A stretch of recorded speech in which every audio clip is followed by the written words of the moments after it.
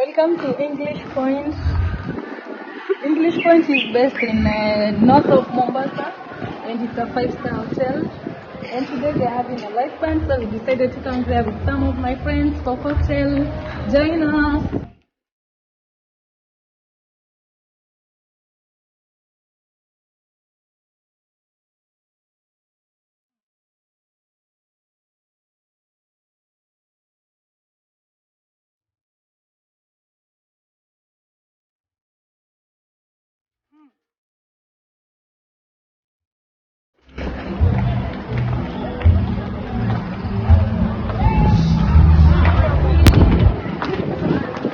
They also have a boutique. That's where the boutique is. They have several accommodation places.